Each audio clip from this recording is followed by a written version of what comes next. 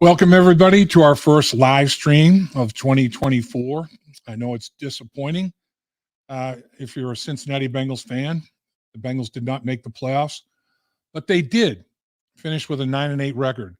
And that final victory against the Cleveland Browns makes them 1-0 in 2024. So they're starting off as one of 16 teams that got a victory. 16 are going to win their final game. 16 are going to lose their final game. So the Cincinnati Bengals are 1-0 in 2024, and hopefully be in position to build on that. And I really believe that they will be. I think if this football team stays healthy, that it's elite.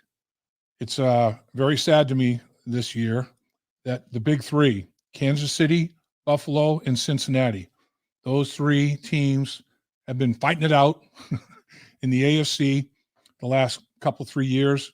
And the Bengals aren't in that mix, and they really could be and probably should be if, in fact, they had stayed healthy during the course of the season. So I think there's a lot to look forward to. 2024, Joe Burrow will be back at the quarterback position, not to diminish what Jake Browning did. In my mind, the Cincinnati Bengals quarterback room is the best in the National Football League. You have an elite starter in Joe Burrow, one of the top 2 or 3, however you want to look at it. In my mind, the top quarterback in the NFL. And Jake Browning has proven he's elite as a backup quarterback. Name me a backup quarterback you'd rather have than Jake Browning with the performance that he put forth. And that's where it starts. It starts having a really solid quarterback room and the quarterback position. So got to feel good about the 2024 Cincinnati Bengals. And, of course, as the coaches are taking a little bit of time now, a little bit of a break, recharging the batteries, getting mentally and physically ready themselves to evaluate their roster, evaluate veteran free agents that are out there, start to prepare for the draft. So here comes, the team will never be the same. This personnel grouping will change. It happens to every football team every year. But there'll be additions. There'll be subtractions. There'll be additions. And the new and hopefully improved 2024 Cincinnati Bengals, I think, will be up to the task. I think they'll be competing with anybody and be able to compete with anybody in the National Football League. So, Dave, we ready to rock and roll? We got a lot of people on board already, Dave? Well, we got to say, hey, all the regulars, Yash and Cliff and there's the boys. Dolores. Hey, Dolores, what's up? Dan the man. Cool. So everyone's kind of been talking with themselves before we even got on here. Yeah. So they've had a little preliminary meeting as such. Yeah, I think there so. You go. A little game planning. We're from with Cliff in California and Yash all the way over in England. Nice. I mean, Dave, think about it. 3 years. In April will be 3 years since we started doing this. Yeah. And over 3 million views. Wow. So we want to thank everybody. No doubt. Thank you, guys. That's awesome. Especially a big thank you to First Star Logistics. No doubt. Because we kind of been hitting about a studio change, and that's coming sooner than later. So we're excited about that. Yep. But in fact, like nothing stays the same with First Star. It always gets better. You never go backwards with First Star Logistics. You're always moving forward, always making things better, always achieving, reaching for the next horizon. That's what it's all about here at First Star Logistics. Dave, I mean, we've had a chance to kind of watch the playoffs. Yeah. And man, some surprises, just even last night, the Tampa Bay Philly game. And my question to you, it just looked like Philly's tired. They looked like a team that was just, even when the game started, they look slower compared to what we saw early in the season. That the start they had 10-1, and then all of a sudden you hit that midseason, and all of a sudden it goes the opposite way. How is the mind for a player when you have a season that you start off and you're sitting there going, okay, we're 10-1, we're primed for another run to the Super Bowl. Yeah. And then the wheels fall off. Well, I look at that 10-1 start, and they weren't blowing people away. I mean, they were winning a lot of close football games, and there's nothing wrong with that. The National Football League, that's what you have to do. You have to win your close games. But it wasn't like the Philadelphia Eagles were dominant on a weekly basis, but you win a lot of close games. All of a sudden you have a record that is like, wow, they're 10-1. But really could have been 6-5 or somewhere in between. And then in my mind, it's imploded internally. Move on from a defensive coordinator. Wasn't the most positive move to make with a lot of the players. Now all of a sudden you start fracturing the players and the coaches, and now the mental approach, the mental aspect. I think Dave as well. I think they're more mentally tired dealing with everything they've dealt with, all the conflict, I'm on this side of the fence with respect to bringing in a new coordinator. I'm on that side of the fence. I don't like what's going on here. What is coach doing? What's Sirianni doing? All of a sudden you have fractures and you have splintering in your locker room. And to me, that when I looked at that from the outside looking in instead of the inside looking out, I'm assuming that they had a lot of stuff going on internally with that locker room, that football team. Kelsey's retiring. It was a very emotional decision that he made. A lot of his teammates emotional about it. Be interesting to see what he talks about on this podcast. If in fact he's retired, how much he puts out there in terms of what went on down the stretch in that locker room, because he'd be a great source for that. Obviously, he lived it. He was right there. But it was to me, when I watched the way they played, it was a lot more than X's and O's. They were like worn out mentally as well as physically. And then all of a sudden, the here we go again thing starts happening. 10-1, you're winning games, close games. Here we go again positively. Then a worm starts to turn. You lose 6 out of 7. And during that stretch, it's like, oh, it's not going to be this week. Look, we already turned it over. Here we go again. So the here we go again, you got to make sure that you're on that positive side of the here we go again and not that negative side, because the here we go again can be positive. I mean, it can be powerful.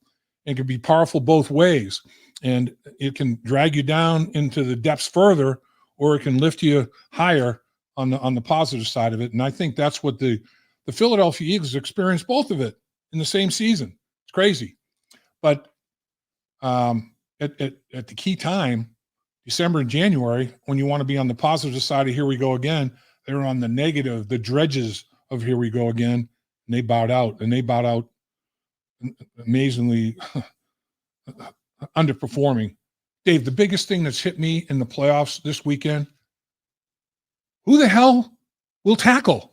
The tackling is atrocious. The National Football League tackling is the worst I've seen, I think. I mean, it's like, come on, man. I know there are great athletes out there, and I know they're tough to bring down in space.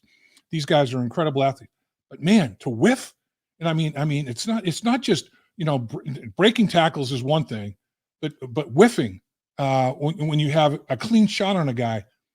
I don't know. I do know they want to keep players healthy and all that sort of thing, and a lot of teams not working. No, a lot of teams are going down left and right. Yeah, and a lot of teams, in my mind, it's all the attachments in football. It's not just it's the attachments that have to be strong.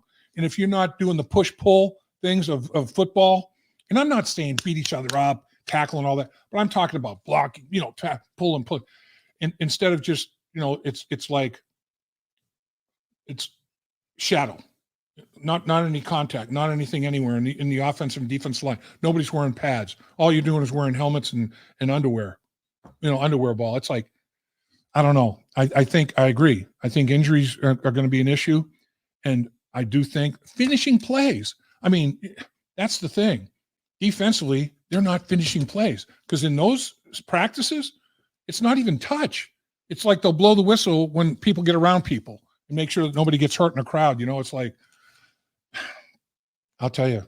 7-on-7, glorified 7-on-7. It's going to be interesting. It's going to be interesting to see not just the Bengals, but on a league-wide basis, if teams do a little bit more. In the Bengals this year, I think one of the biggest things to watch is how they're going to conduct training camp next year with the offseason coming so much sooner. It wasn't to the AFC Championship game in the Super Bowl, unfortunately, this year. So, it's not more wear and tear on the bodies. The Bengals are right now going through the recovery mode a week, 10 days early. They're going to be further along in their offseason recovery, and maybe you can work them a little bit more. I'm not saying beat them up, but work them a little bit more in training camp so you don't start 0-2. Starting 0-2 in the division this year was coffin nails. It was brutal. So maybe you do a little bit more to make sure you get off to a faster start. And again, I'm not saying like Forrest Gregg did, we have live goal line scrimmage, twice a day at training camp. But I'm saying, there's a happy medium in there somewhere. As the season because, this past week with the weather here in Cincinnati, the cold, people started talking about the Freezer Bowl. Yep. The cold. It was out in Kansas City for their game. If the Bengals were in the playoffs, Dave, it'd be the playoff game here in Cincinnati. It would have been brutally cold. Yeah. But the thing is, the Freezer Bowl was the AFC Championship game. Yep. And we're still looking. It was January 18th, I think. Is that the date? I think it was the 18th of January. That was the 10th. Is that what it was? I think it was. It was early in January. Yeah. But I'm sitting there going, okay, by mid-January, you had the Super Bowl. Yeah. Now we're talking February. It's a month later. Is the season just gotten so long because they won the later start? Yep. They're stretching it out. You have the bye weeks now. Yep. Is it just more, not just the physical wear and tear, but as you said, the mental? Has it just gotten too long? It's a grind. There's no doubt. It's a grind. And even, players that the season ends in the regular season, 17 games in 18 weeks is a grind. I don't know. I have mixed feelings about the bye. I played an entire career, never had a bye week. And I don't know, to me, I can understand why they do it. How necessary is it? I don't know. I just think it's a dollar grab. It's just you televise more games for a longer period of time. The bye, you can justify it, and rightfully so. Give the players a week to recover. Well, depending on where your bye is, that can be fool's gold. If your bye is week, they don't allow a bye weeks 1 and 2 or 3 or whatever. But if it's, say, week 4, you have your bye. Okay, to me, it's like a wasted bye. If the bye's in the middle of the week or toward the end of the middle of the season, toward the end of the season, I can buy into that a little bit, but there's no guarantee of that. Bottom line, you can justify it with player safety, and that's the big buzzword or buzz phrase, player safety. But what it really is dineros.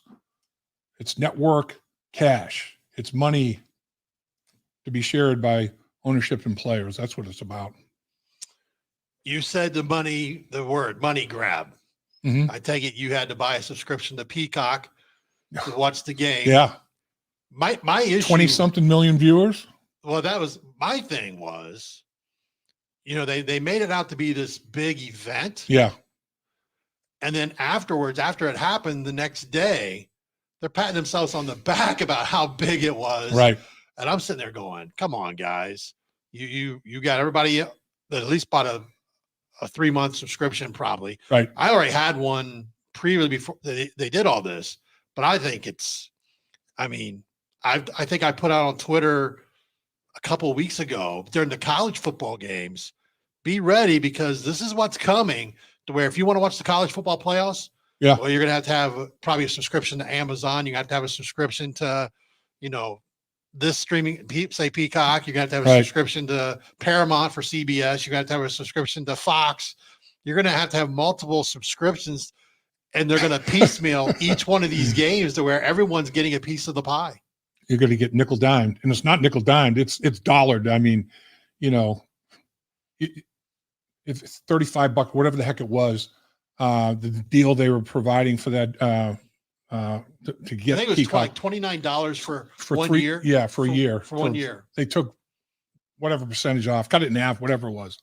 Say $30, round it up to $30 times 20 odd million people. Yeah. Now all of them didn't have to pay that. Some of them had it, but say it's, I don't know, just say it's $1 million. You're talking, $30 million right there. Yeah. $30 million. In the NFL, Roger Goodell's just sitting there going, yeah, they gave me $110 million. It's all about the money. It's all about the Benjamins. Yes, it is. At least Benjamins. So that brings me to the next thing, Dave, I want to bring up, because we're running right now. We had Troy Walters, who's a phenomenal, very underappreciated coach for the Bengals staff.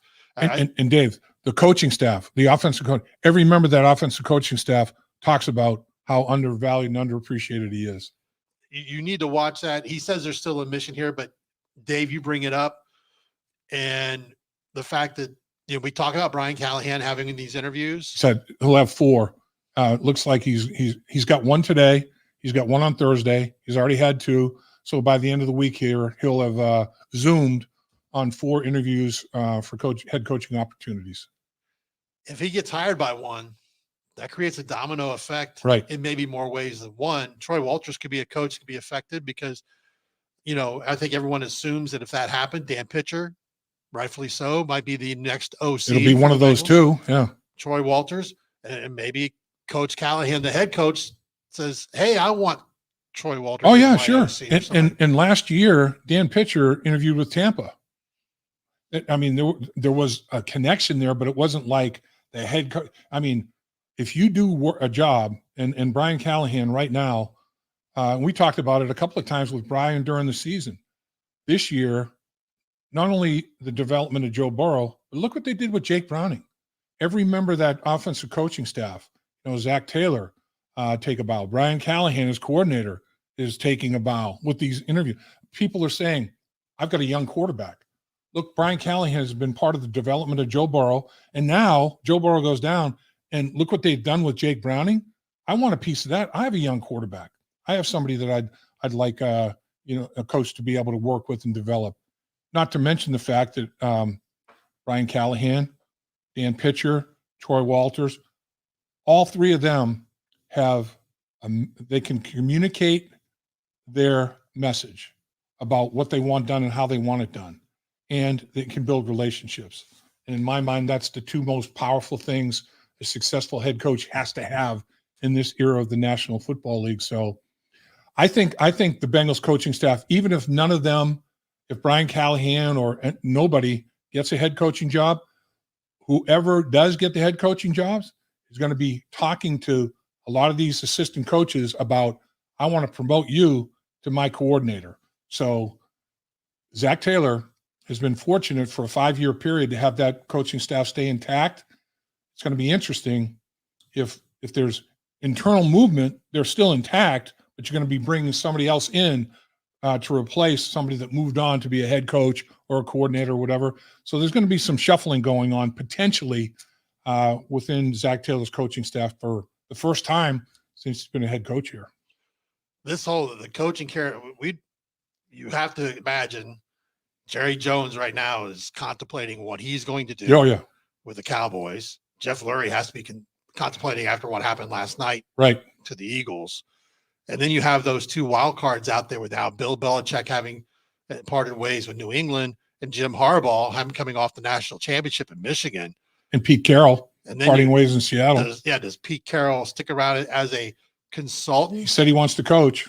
If offers are presented, I mean, he'll consider it. I think what's interesting, those guys who are not, you can Zoom interviews are necessary if you're under contract, like Brian Callahan. If you're not under contract, like the ones we're talking about, Pete Carroll's not anymore, Bill Belichick's not, Harbaugh's not, those guys can go and have face-to-face interviews. And they can hire, whatever team can hire them early, and then go amongst all of the coaches that we're talking about here around the National Football League and cherry pick. And they've got, the pick of the litter. They can go anywhere. So it behooves these teams to maybe get a decision made on a head coach as quickly as they can for that reason. Now, the head coach, who they might be concerned, might already have a lot of his coaching staff he's going to be bringing with him intact, particularly these older coaches that we're talking about. But, that's an issue. To me, that's a consideration because the others, I think it's 21st of January is when coaches that are still under contract can then have face-to-face interviews with other franchises around the National Football League. So if unfortunately, like we've discussed in the past, if you are a coach that is advancing in the playoffs all the way to the Super Bowl, that's tough. Is the team going to wait that long to interview you as a head coach? What kind of a coaching staff can you put together after everybody else has picked through it, and you're the last guy? That team's the last team standing, unless that coach has gotten commitments that the organization feels good about, that everybody's on the same page. So the coaching carousel, Dave, starts speeding up. Here it is now. Now it's okay. Boy, look at the openings. Look at the ones that are available. We have Hall of Fame level coaches: Belichick, Carroll, Harbaugh. Maybe Mike Tomlin. Yeah, and Mike Tomlin walked out of the interview. The last question of the interview was, "What's your contract status?" Boop, exit stage left. What's going to happen? I have a feeling that Mike Tomlin. I don't see that one necessarily ending. But I mean, this is it can be a great year. But also, you think about it. All right. Well, geez, I've been hoping the last 2 or 3 years a young, successful coordinator like a Brian Callahan. You're not only competing with other guys like you, but you're competing with Belichick, Carroll. I mean, that's a crowded room, you know. I mean, now you're competing with legends. You're competing with Hall of Famers, but 25% of the league came open. 8 of the 32 teams. One's already been filled. There's still 7 openings, and that's not to mention the ones you just talked about, Dave. The ones that just lost, you know, Dallas, Philadelphia. What's going on there? I mean, it could be as many as 10 or 11. I mean, a third of the league basically could turn over. It's incredible. All right, we're going to go to Jim Browning's question here. He says he's been out in the Northwest for the holidays and missing the chats. Looking forward to the offseason. Do you think we will add a right tackle or try to re-sign Jonah Williams? I think Jonah Williams has priced himself out of the Bengals because of the seasons that he had. Jonah Williams has proven to be a competent, more than competent left tackle and more than competent right tackle. That is value. I mean, I think that Jonah is going to go out in the market now since they did not sign him to a contract, and he's going to get a substantial offer or offers.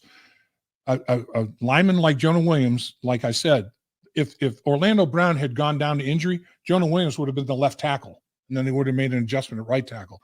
The fact that he can play both sides of the line of scrimmage at the tackle position, which is primo in terms of dollars as far as offensive linemen are concerned, tackles have always been paid the highest.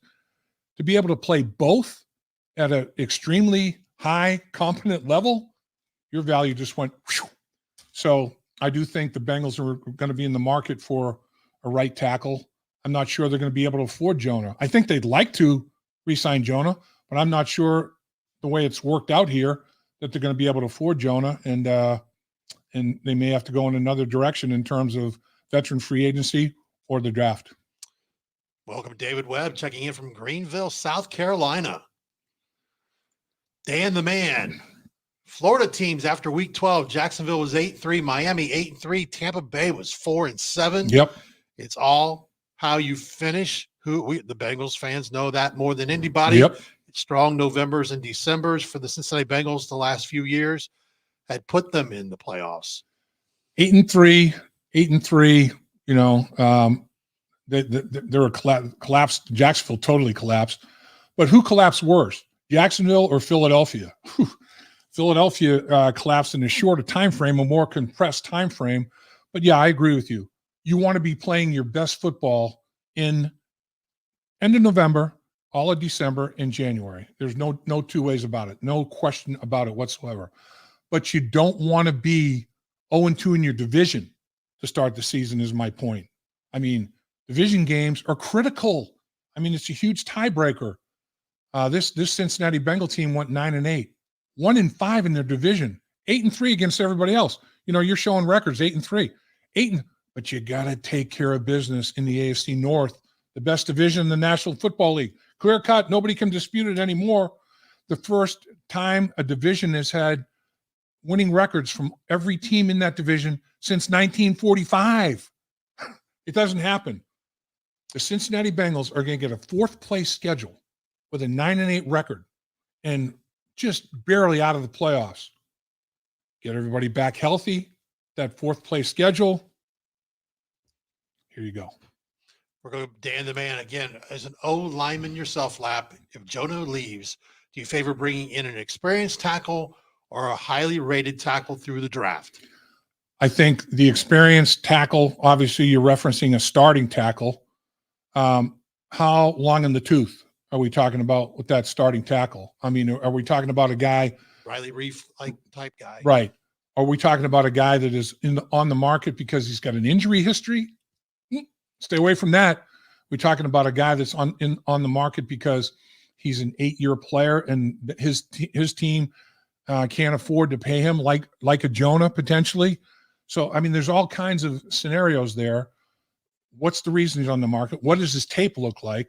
How many years do you project that he can be effective for you? Can he fulfill the life of that contract that you're talking about giving him?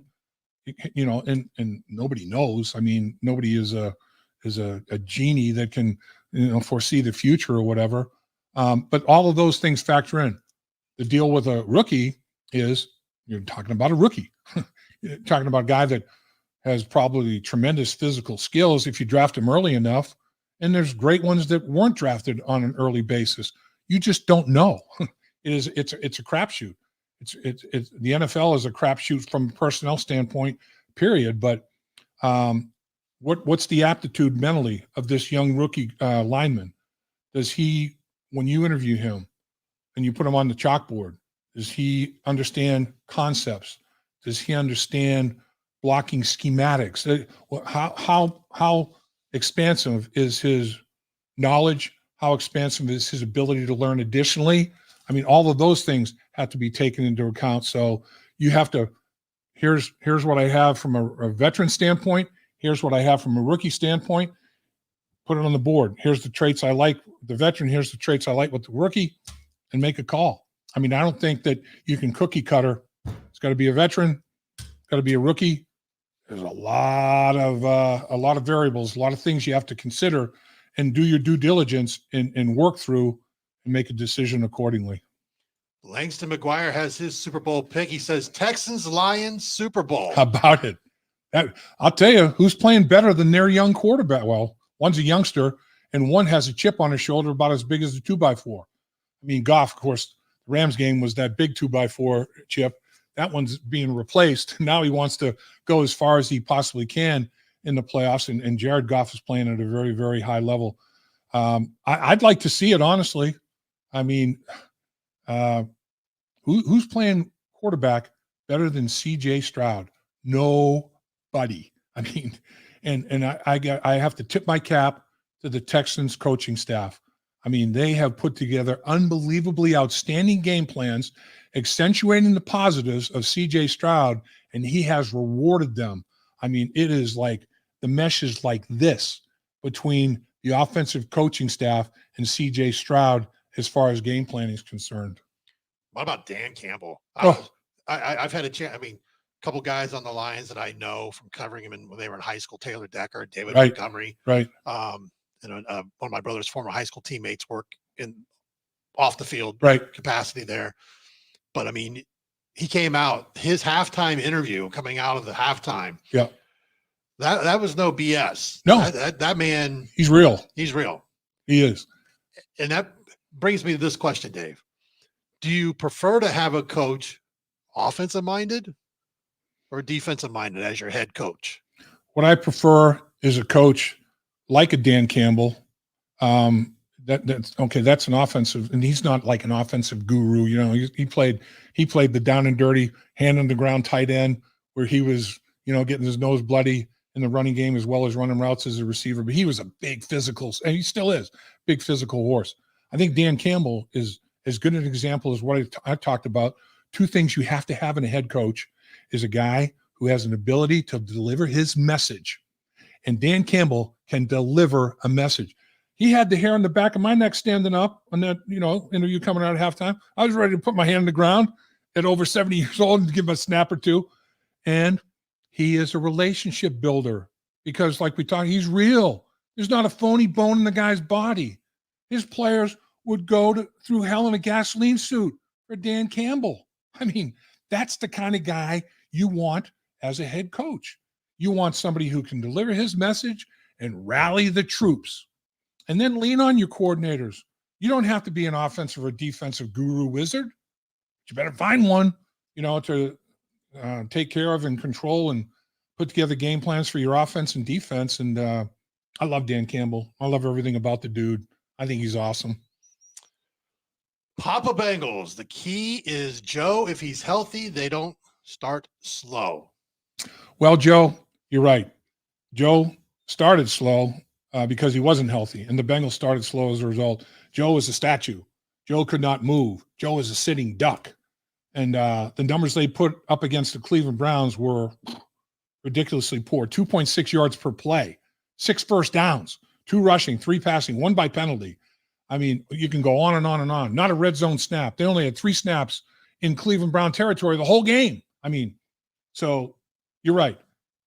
When Joe Burrow has a healthy season, 4 years in Joe Burrow's career, 2 years, healthy years, AFC Championship, Super Bowl. 2 years that he wasn't healthy, not. You think Joe Burrow is important? Hell yeah. You think a healthy Joe Burrow is important? Hell yeah. Time the football gods treat the Cincinnati Bengals to a healthy year for Joe Burrow and Jamar Chase and everybody else. If the components of this football team can stay healthy, injuries are one thing. Injury to those type of guys, Joe, Jamar, whatever the case may be, Hendrickson, God forbid. No injuries to those kind of players, you got a shot. I'm going to go a couple here because Clouds at 7. It's going to be a long offseason. I doubt it because we have a lot of stuff coming up on In the Trenches. That's right. So it won't be a long offseason. That's true. Plus, we're going to have the First Star Logistics draft party, second annual draft party coming up. That's right. So you have to be paying attention if you're going to want to be one of the people who attend because it was a sold-out event last year, and we had a great time. Yeah. And players did too. The players that came really liked it, had a good time. And Logan Wilson being one. As we're used to, First Star Logistics, we know it's going to be bigger and better. Right. So, no doubt. It's like, oh, that was good. But here's what we could have done a little bit better. And First Star Logistics is all about, not a little bit better, all about a lot better. Here we go. But he also says we have a lot of key decisions to make. TB, DJ, Cheeto, Jonah, cap space availability, Chase extension looming. And I'm going to tie that in with Mark Day, who says if we could pick one element in the offseason to prove, what would it be? Resign T, get a tight end, O-line help, or safety help?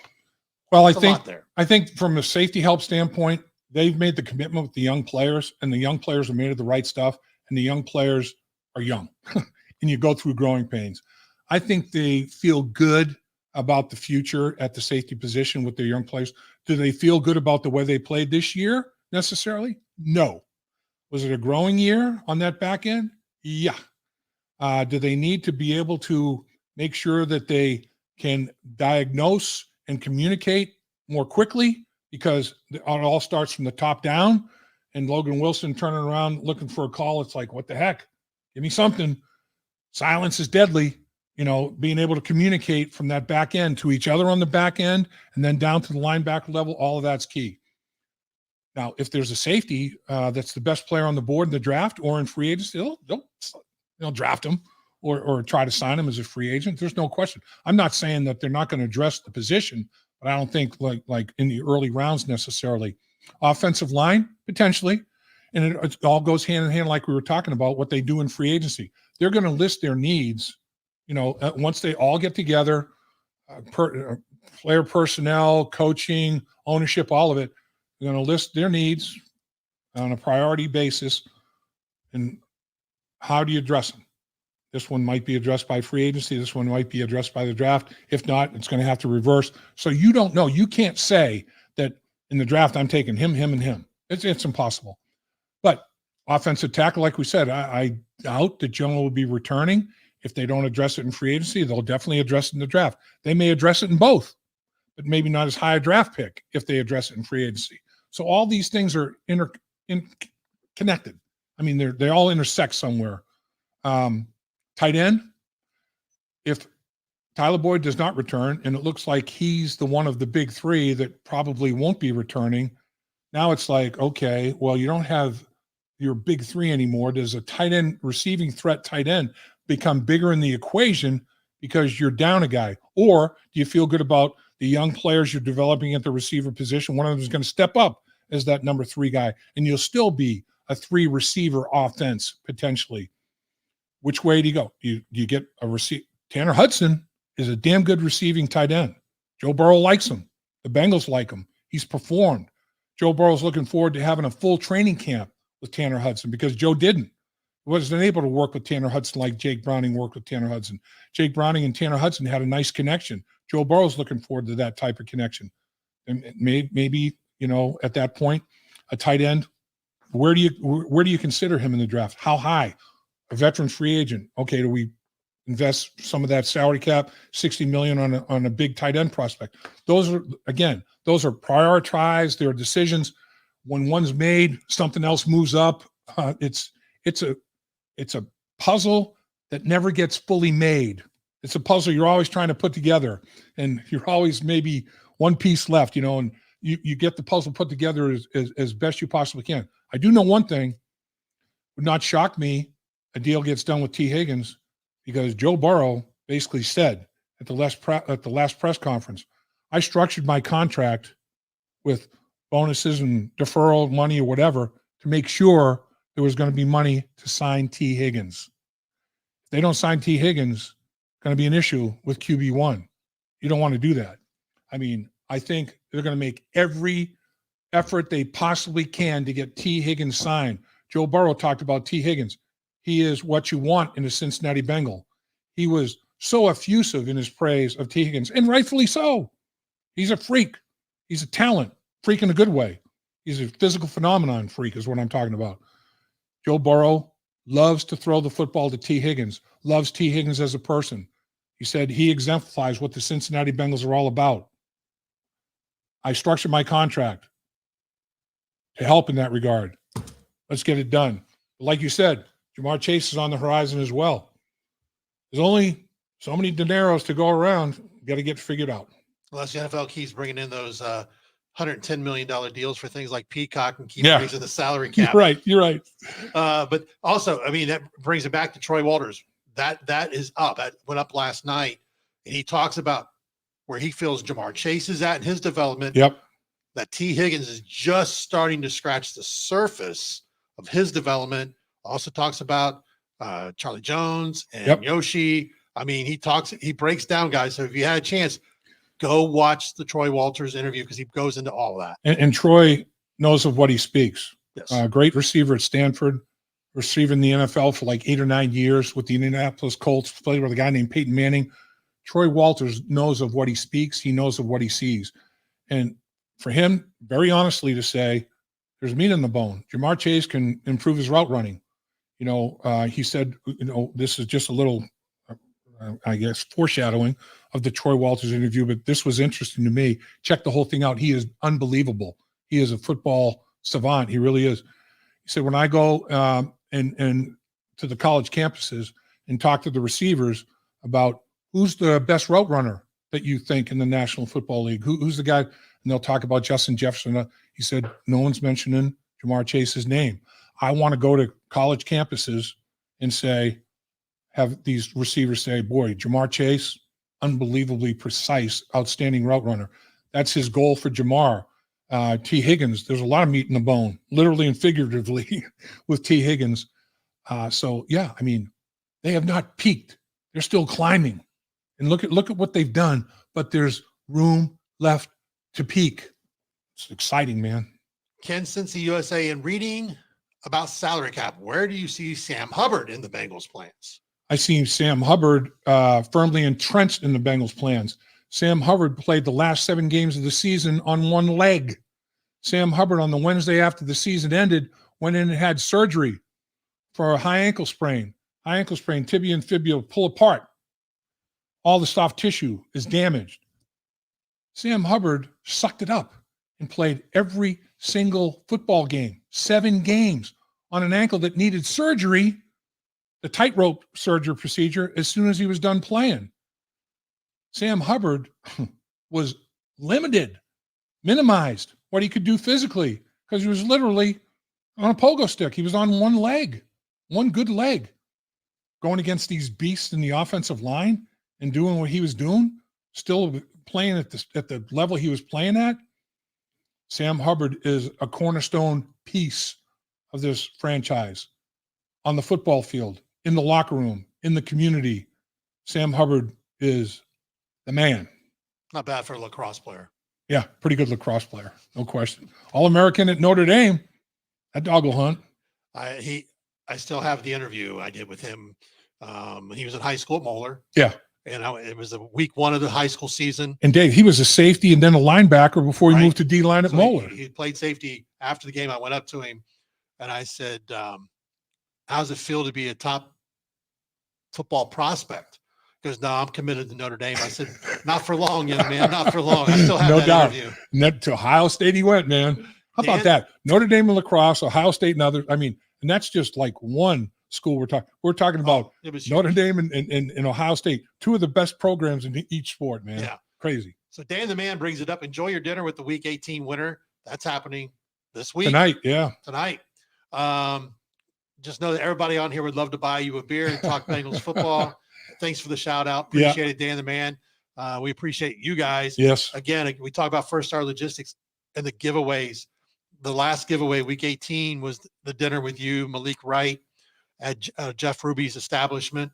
Carlo and Johnny's is the joint we're heading to. Yeah. So we can't say enough about First Star Logistics. The giveaways were unbelievable. How about that first class? I mean, we're talking about Jeff Ruby is the restaurateur in the city of Cincinnati. His restaurants are nationally renowned.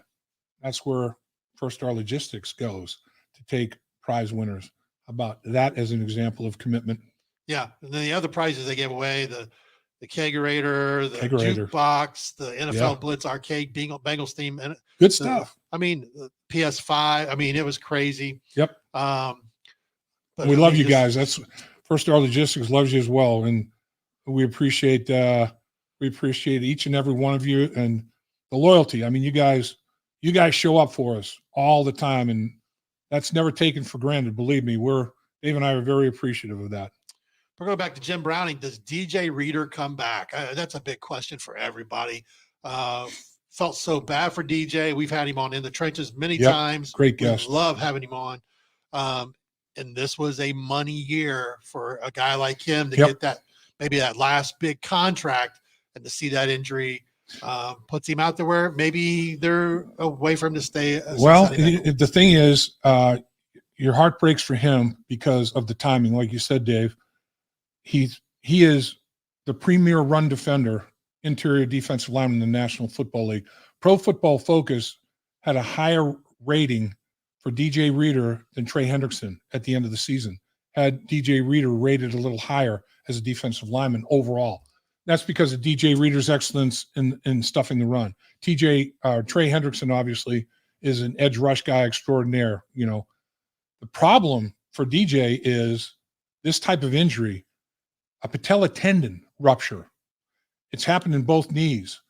The first one happened his first year in Cincinnati, and he rehabbed through it. It's a very, very tough injury and tough rehab and tough surgery and rehab from the surgery. So you don't take it for granted.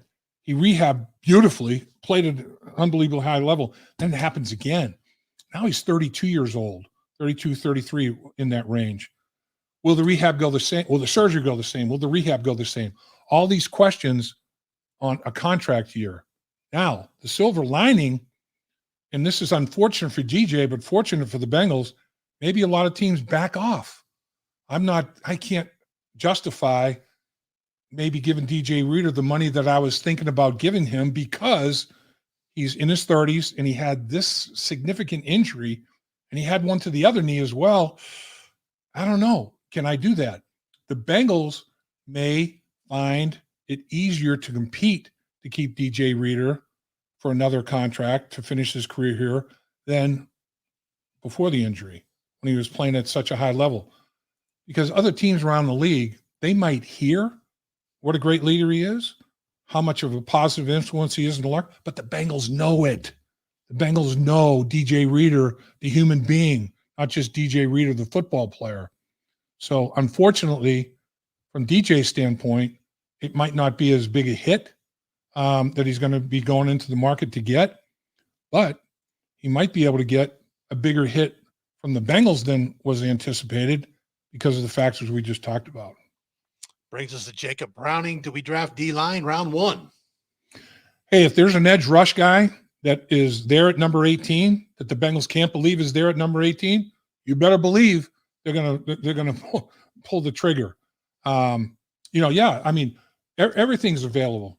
I mean, I should say everything's on the table, and it's dependent on what's available. Is every single draft runs come at different position groups at different times of the draft. The Bengals are in a fortunate position. It's not like we have to have this position group. We got to have this.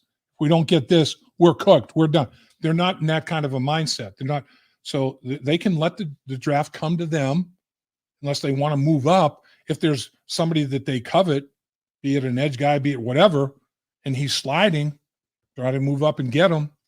But normally they like to keep their own picks, and they like to move back to acquire more picks if at all possible. And that's worked well for them. They've done a great job. Every single draft pick last year, 8 picks in 7 rounds, every single one made the team, had a role, and expanded the role. They've had very, very strong drafts 3 years in a row. I know 2 for sure. I mean, they are putting their bat on the ball. Duke Tobin and his staff have done an unbelievable job. I have full faith that they're going to do an unbelievable job again this year in 2024. We have upcoming on In the Trenches, Darren Simmons. Yep. Lou Anarumo. Every time we try to get Brian Callahan, he ends up with an interview the same time we schedule. And he can't podcast instead of interview with NFL teams. We're sorry about that, but we will. Brian Callahan has promised when the window is right, he will do a podcast with us. An end of the season, looking forward type podcast. So Brian Callahan will be coming. I know we usually will get close to the draft. We usually have Duke Tobin. Yep. It's always nice. Hopefully Duke will do that. Um, If not Duke, it'll be people in his personnel department that were involved on a evaluation of the upcoming draft as well. So not only the upcoming draft, but free agency. So yeah, we'll get on the personnel side of things here too, Dave. Dave, I mean, you've had a chance now to sit back a week. Season's ended. How strange is it for you? Because the first year we did In the Trenches was the Super Bowl year. Crazy. And we wore you out. I mean, between everything you do for the Bengals, we were coming in here, the number of recordings we were doing. Right. Before we even left for the Super Bowl, I think we came in on a weekend and did like 6 interviews. But I mean, when we start looking back on this season and you start reflecting, we all know what happened with Joe Burrow, the ups and downs of the whole year. But where do you see the Cincinnati Bengals going into this offseason and what you would expect when we get to the camp in August? Well, I do think that obviously a healthy Joe Burrow changes the dynamic incredibly. It would for any team in the National Football League that he would be the quarterback under center for. So I think Joe Burrow, having T. Higgins and Jamar Chase to work with, I think is going to be important for Joe Burrow's psyche, Joe Burrow's mindset. I do think if they do lose components in the offensive line, obviously that's going to have to be addressed. But I do want to give the offensive line kudos. All 5 guys answered the bell for 17 games. All 5 starters. That's rare. That's unusual. There's an element of luck involved there. But believe me, not all 5 felt hunky-dory every single week going into the game. A lot of guys fought through injury, and that speaks to all for one for all, the unity in the offensive line. You mess with one of them, you mess with all of us, and it speaks to what they think of their football team. I think, honestly, defensively, Lou Anarumo is going to have to make things better in terms of explosives.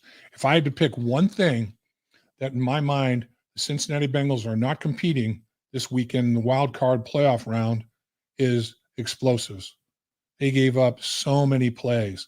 I mean, a number of plays over 50 yards. They gave up almost 5 plays a game of 20 yards or more. Almost 5 a game. 79 of them. They gave up a bunch of plays, more plays than anybody of over 20 yards or more plays than anybody of over 30 yards or more. You can't win consistently in the National Football League doing that. All right. The Bengals gave up 8.07 yards per pass attempt, dead last in the National Football League.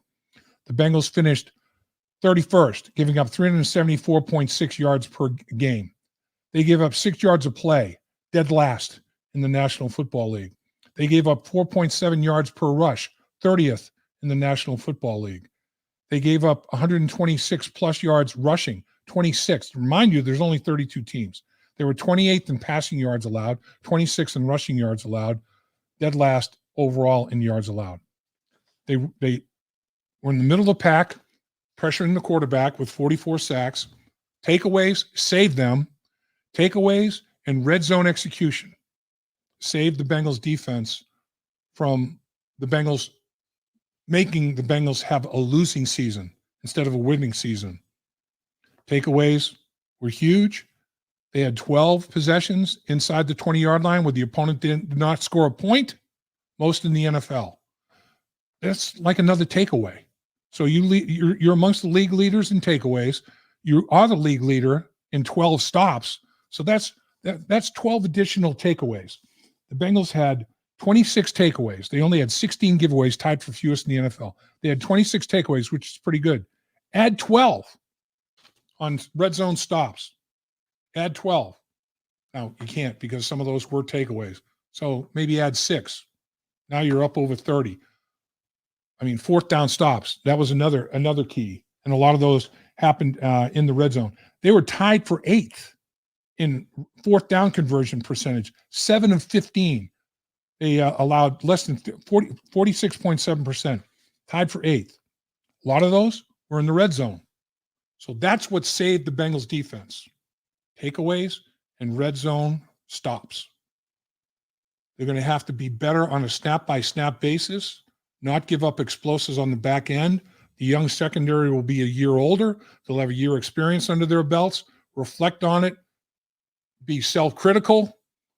Realize what you have to do to get better. And with Lou Anarumo heading up that defense and his expertise on the back end, I expect a major improvement on explosives allowed by the Cincinnati Bengals defensively next year. And I, therefore, expect the Bengals to be in the playoffs competing again with Kansas City and Buffalo because they're not going away. And the Bengals, if all of that takes place, stay healthy, work on explosives, eliminating those, minimizing those, they'll be in that threesome again. Okay, Natty Ron. I'm going to go a couple of things here with Natty Ron because we're getting ready to shut this down. Okay. One, if you believe in the conspiracy that the NFL is scripted, he says the Bengals will be in the Super Bowl in New Orleans. Burrow, Chase return. He says, watch. If it happens, it's not going to be because it's scripted. I know there's a lot of people out there that believe that. But then he also has this question. He goes, Mr. Bengal, got a question. Do the Bengals need to go find a shutdown corner? Well, I mean, if there's a corner that they have rated as the best prospect at number 18, hell yeah, they'll go there. You know, Cheeto feels like he's probably not going to return. I mean, that's his feeling. And he was addressing the media that way, almost like an exit for Cheeto. That's to be determined. But hell yeah, you could always use another edge rusher, and on the back end, another shutdown corner. If there's one in free agency, and why would there be? Who the hell would put one out there unless they're in cap jail and they can't re-sign a cornerback that they would love to have? And the guy's out there, man, you got to get in that pursuit a little bit. But I don't see it happening in free agency. It's too valuable. You have a shutdown cornerback that is gold. That is primo gold. I mean, you're setting the currency when you have one. It's going to have to be in the draft. Dave, any final last thoughts? Yeah, I know all you folks are disappointed, as are we.